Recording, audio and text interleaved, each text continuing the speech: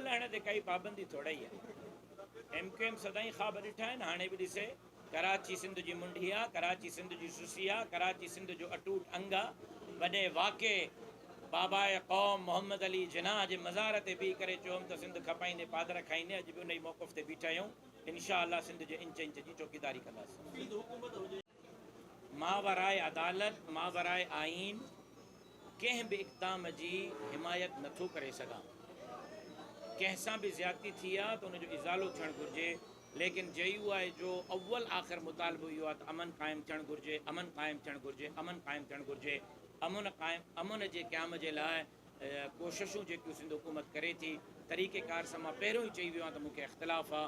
तरीक़ेकार JUI खे क़बूल न आहे जेको तरीक़ेकार अपनाए वियो आहे, लेकिन अमन जे कोशिशुनि जे लाइ हुकूमत सिंध जे इक़दामात जी हिमायत जारी रहे।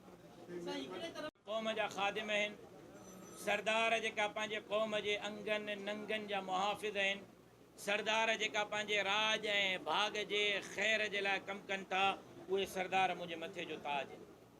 जेका सरदार क़ौमूं विढ़ाइनि था, खून कराए पंहिंजी सरदारी ऐं चौधराहट हलाइनि था, उन्हनि सरदारनि खे कल्ह बि क़बूल न कयो हो, अॼु बि क़बूल करण जे लाइ तयारु न आहियां। उन्हनि जे ख़िलाफ़ु कल्ह बि मां मैदान ते हुयुसि, अॼु बि मैदान ते आहियां। जेसीं ताईं कारोकारी जी तव्हां ॻाल्हि था कयो, इस्लाम ज़बरदस्तीअ जे शादीअ जी इजाज़त नथो ॾे। को बि माउ पीउ जेकॾहिं कंहिं औलाद जी ज़बरदस्ती शादी कराए थो त इहो ग़ैर शरई इक़दाम आहे, उनजी हिमायत नथी करे सघंदी। लेकिन ॿिए तरफ़ अदालतूं जेका भॼंदड़ जोड़नि जा निकाह क़बूल कनि थियूं ऐं रोज़ नौजवान छोकिरियूं माउ पीउ जे इज़तुनि जा अदालतुनि में जनाज़ा पढ़ी रहियूं आहिनि, इहो सिलसिलो बि बंदि थियणु घुरिजे। नए कानून ठाहिण जी ज़रूरत आहे, जंहिंमें न्याणी छोकिरे जी बि मर्ज़ी शामिल हुजे, वालिदैन जी बि मर्ज़ी शामिल हुजे। अदालत जे अंदरि उहो कानून अहिड़ो आंदो वञे जंहिंमें वलीअ जी मर्ज़ी ऐं न्याणीअ जी मर्ज़ी शामिल हुजे। वलीअ जी मर्ज़ीअ खां सवाइ बि निकाह न थिए ऐं न्याणी जी मर्ज़ीअ खां सवाइ बि निकाह न थिए। अहिड़े नए कानून जी ज़रूरत आहे। जेकॾहिं न ठहंदो त कारोकारी जा वाक़िआ अञा वधंदा रहंदा। तव्हां दोस्तनि जी वॾी महिरबानी, अल्लाह तव्हांखे सलामत कई। जेका आख़िरी कई, देरा खिजी विया, कणिक ज़मीनुनि तां हली वई, कणिक वञी मिलनि में पुगी। उन खां पोइ हाणे हारियुनि खे चयो वियो आहे त 3500 रुपए में मण ॾियो। सरकार अघु मुक़ररु कयो आहे 4000। वरी इन ई सरकार जा छाड़ता था चवनि 3500 में ॾियो, न त हारी कार्ड बंदि कंदासीं।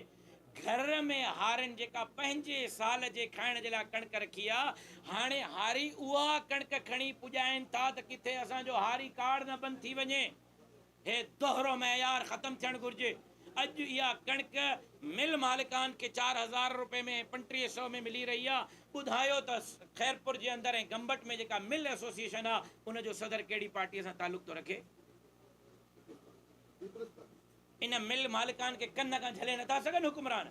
वॾेरनि खे कन खां झले जरगा करायूं न, डंडो खयोंसीं। इंशाअल्लाह हाणे इहे हुकुमरान इन मिल मालिकान खे बि कन खां झले करे रेटनि ते डंडो खणंदा। ऐं तव्हांखे हिकिड़ी ॿी ॻाल्हि अॼु गंबट जे साहब खे ॿुधायां, शायदि तव्हांजे इल्म में न हुजे। हुकूमत पोएं साल ऐं हिन साल कणिक जी ख़रीदारी न कई आहे। तव्हांजे इल्म में आहे न?